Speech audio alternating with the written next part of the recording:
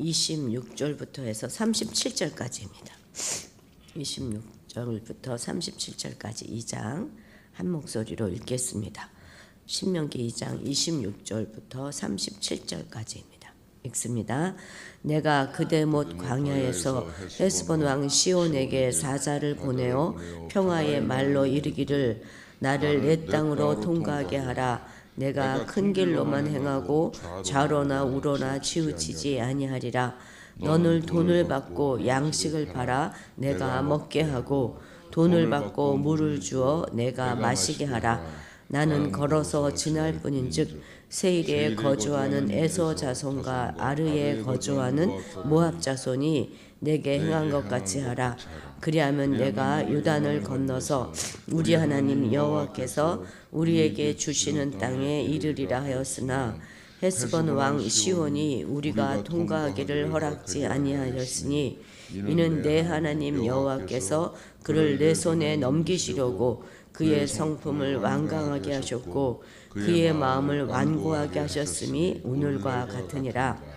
그때 여호와께서 내게 이르시되 내가 이제 시온과 그의 땅을 내게 넘겨놓으니 너는 이제부터 그의 땅을 차지하여 기업으로 삼으라 하시더니 시온이 그의 모든 백성을 거느리고 나와서 우리를 대적하여 야하스에서 싸울 때에 우리 하나님 여호와께서 그를 우리에게 넘기심에 우리가 그와 그의 아들들과 그의 모든 백성을 쳤고 그때에 우리가 그의 모든 성읍을 점령하고 그의 각성을 그 남녀와 유아와 함께 하나도 남기지 아니하고 진멸하였고 다만 그 가축 성읍에서 탈취한 것은 우리의 소유로 삼았으며 우리 하나님 여호와께서 그 모든 땅을 우리에게 넘겨주심으로 아르논 골짜기 가장자리에 있는 아로엘과 골짜기 가운데에 있는 성읍으로부터 길르앗까지 우리가 모든 높은 성읍을 점령하지 못한 것이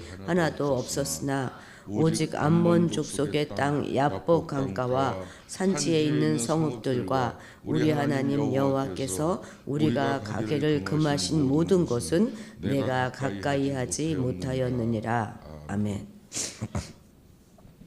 신명기는 이제 모세의 세 가지 설교로 구성되어 있다 이렇게 말씀드렸는데요.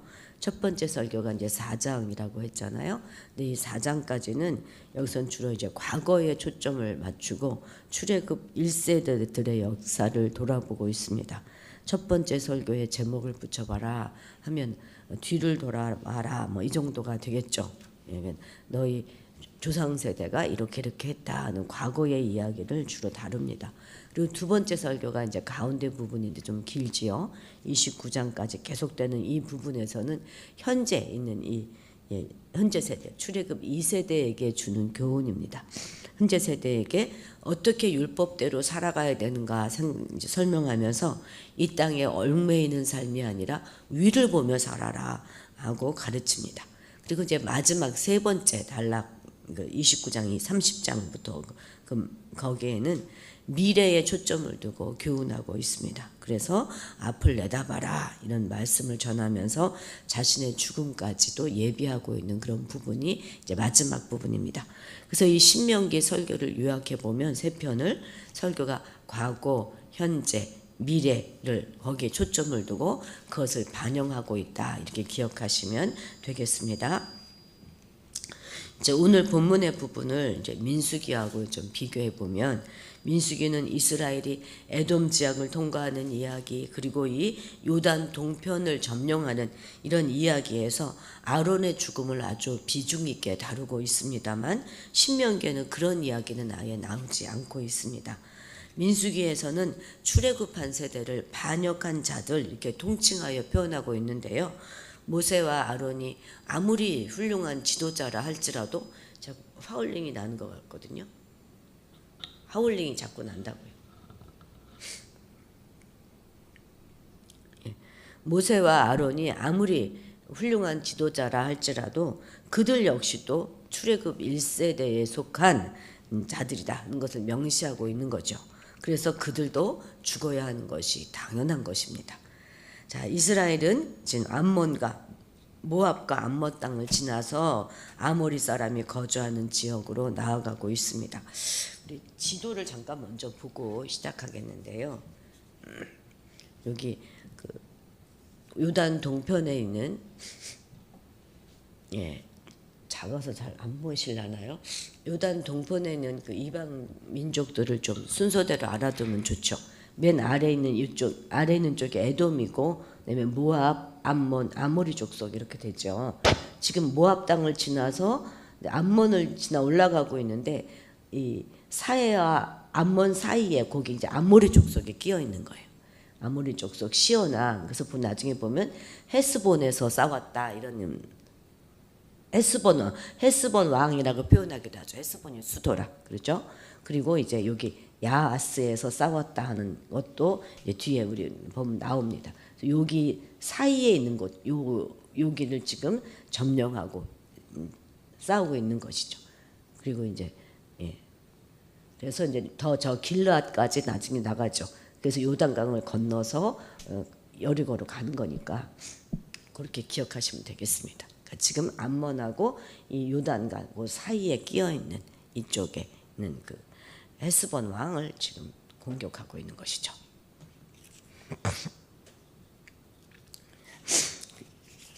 모압과 암몬의 경우에는 하나님이 괴롭히지 말라, 다투지 말라 하는 명령을 주셨는데요.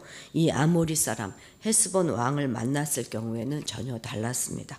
이스라엘은 그들에게 사신을 보내서 이번에도 길을 통과할 수 있도록 부탁했는데 시온은 그들의 부탁을 거절합니다.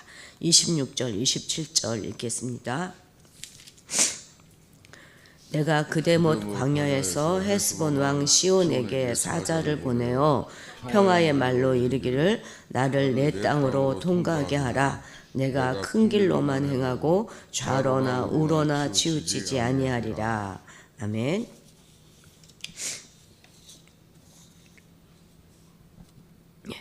여기서 말하는 평화의 말이라는 것은 무엇일까요? 평화의 말로 이르렀다 이렇게 말했는데 첫 번째는 그냥 내 땅을 통과하게 하라 하는 것입니다.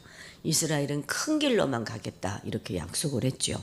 여기서 말하는 큰 길은 왕의 대로라 하는 길이에요. 그것으로 당시에 가장 오래된 고속도로로 국제 무역로예요. 그래서 거기서 이제 뭐 대상들이 다니면서 물건을 팔기로 했던 그런 국제 무역로입니다.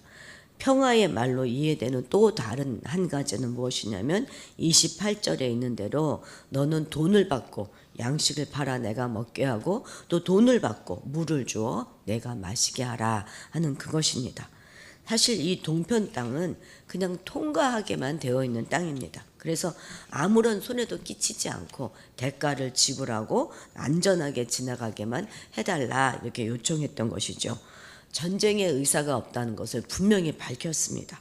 이렇게 힘으로 밀어붙이지 않고 율법을 따라서 화친을 제한하는 모습은 우리도 이제 오래 다투지 않기를 다짐하는 우리가 배워야 할 그런 모습이기도 합니다.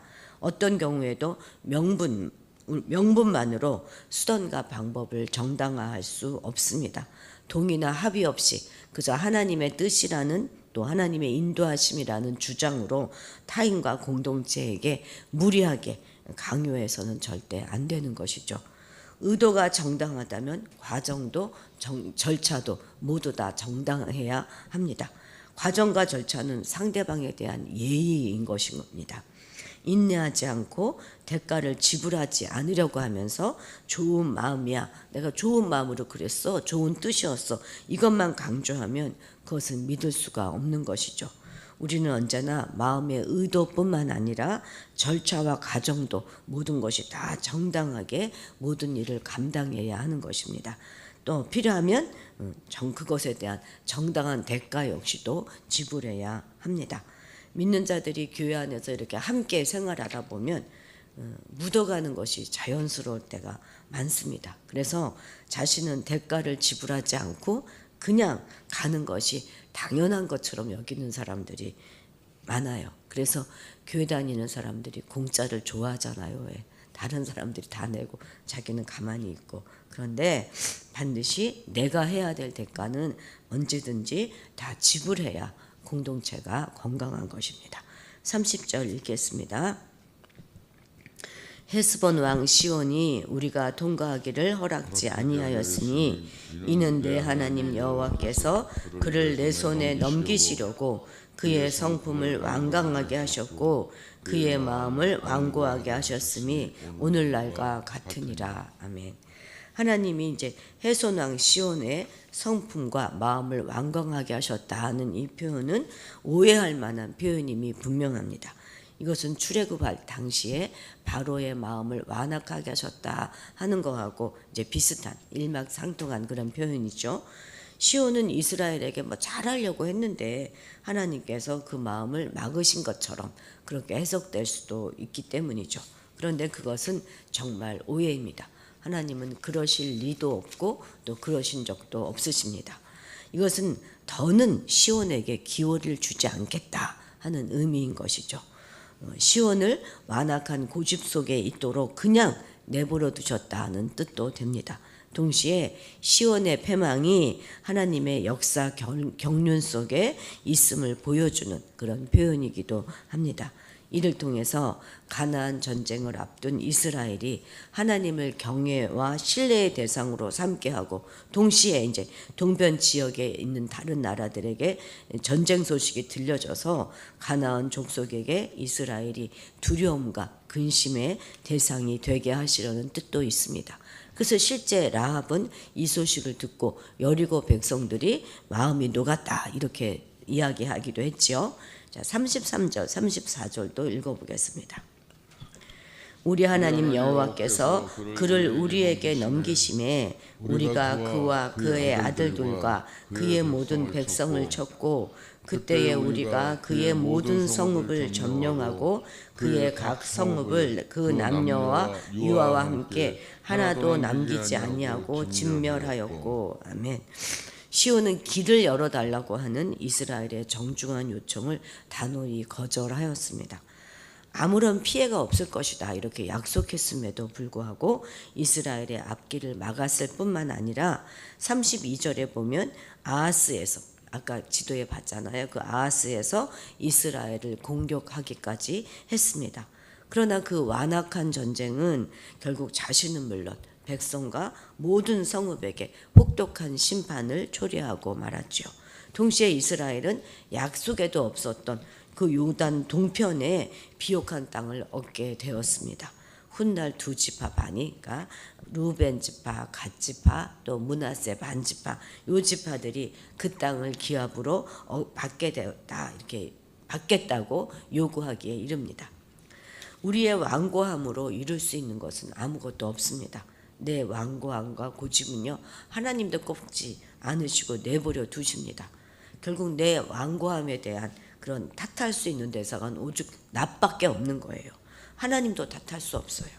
하나님은 그 완고함을 억지로 꺾지 않으시고 오히려 그것을 사용하셔서 역사의 장을 바꾸시는 놀라운 솜씨를 드러내십니다. 그래서 어떤 이의 완고함은 신실한 하나님의 백성에게는 또 새로운 기회가 될 수도 있는 것이죠.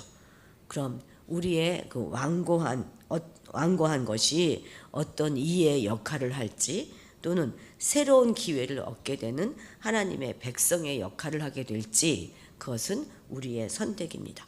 고집 부리다가 멸망의 자리로 가는 것보다는 얼른 주님의 마음을 받아들이고 함께 나누고 베품으로 함께 더욱 풍요롭게 되는 그 길로 나아가시게 되기를 바랍니다. 근데 여기서 우리가 신명기의 독특성을 관찰할 수가 있는데요. 신명기 저자는 이 시온과의 전장을 마침 헤렘, 진멸해야 하는 하나님의 성전으로 묘사하고 있다는 것입니다. 24절 보면 시온과 그 땅을 내 손에 넘겼다 이렇게 말씀하고 있고 29절에는 여호와께서 우리에게 주시는 땅에 이르리라 여호와께서 다 한다는 거죠. 30절 여호와께서 그를 내 손에 넘기신다 등의 표현으로 요단 동편 점령을 하나님의 명령이고 하나님의 역사다 이렇게 피력하고 있습니다. 그러니까 이스라엘과 요단 동편의 전쟁은 그냥 일반적인 전쟁이 아니라 거룩한 전쟁, 하나님의 명령하신 거룩한 전쟁으로 간주하고 있습니다. 그래서 이스라엘은 그들의 가축과 탈취물은 물론이고 심지어 아르논 골짜기와 길르앗 사이에 있는 모든 성읍을 다 점령하게 됩니다. 36절 37절 같이 읽겠습니다. 우리 하나님 여호와께서 그 모든 땅을 우리에게 넘겨주심으로 아르논 골짜기 가장자리에 있는 아로엘과 골짜기 가운데에 있는 성읍들로부터 길르앗까지 우리가 모든 높은 성읍을 점령하지 못한 것이 하나도 없었으나 오직 암몬 족속의 땅 야복 강가와 산지에 있는 성읍들과 우리 하나님 여호와께서 우리가 가기를 금하신 모든 곳은 내가 가까이 하지 못하였느니라. 아멘. 이렇게 해서 이제 이스라엘 백성은 아르논 골짜기에서부터 길르앗까지 모든 높은 성읍들을 다 차지하게 됩니다. 이곳은 아주 비옥하고 목축을 하기에 적합한 그런 곳이었죠. 그래서 나중에 짐승을 많이 가지고 있던 그 두 지파하고 반 지파가 이곳에 정착하게 되는 것이죠. 그러나 이들은 하나님이 가기를 금하신 모든 곳, 그러니까 암몬 족속의 땅까지는 가지 않았다, 이렇게 적고 있습니다. 출애굽 2세대인 이스라엘이 요단 동편을 점령해가는 이 이야기는 출애굽 1세대의 이야기와 크게 비교됩니다. 출애굽 1세대는 여호와의 명령을 따르기를 거부하고 가나안 동편 정복하기를 두려워했다면 출애굽 2세대는 여호와의 명령을 따라서 요단 동편을 정복해가는 모습을 보여주고 있기 때문입니다. 그래서 저자는 이제 세대가 바뀌었을 뿐만 아니라 여호와의 명령에 순종하고 있음을 강조하고, 또한 순종의 결과로 계획이 없었던, 원래 그들에게 주려는 계획이 없었던 그런 요단 동편도 점령할 수 있었던 것을 암시해 주고 있습니다. 우리도 새해 우리가 정복해 가야 할 많은 그런 영역들이 있습니다.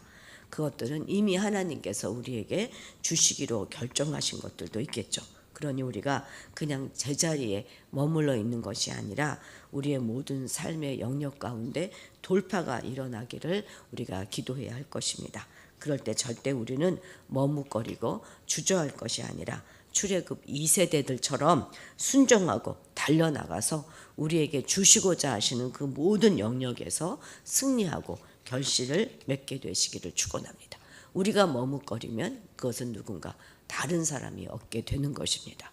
우리도 우리에게 주신 모든 것들을 다 취할 수 있는 그런 2024년이 되시기를 바랍니다. 기도하시겠습니다. 하나님 아버지, 아무리 하나님의 일이라도 절차와 방법에 있어서 공정하며 질서 있게 행할 뿐 아니라 우리에게 주신 대가도 적극적으로 잘 감당하게 하셔서 우리로 인해 누군가 상처받거나 힘들어지지 않도록 지혜롭게 살아가게 하옵소서. 우리의 고집과 완고함을 다루어 주셔서 늘 겸손하게 살아가게 하옵소서. 새해에도 우리가 정복하고 이겨나갈 모든 영역 가운데 돌파가 일어날 수 있도록 도와주옵소서. 그를 위해 믿음으로 나아가게 하시고 머뭇거리거나 주춤되는 것이 아니라 깨닫는 만큼 즉각 움직이며 순종으로 나아가게 도와주옵소서.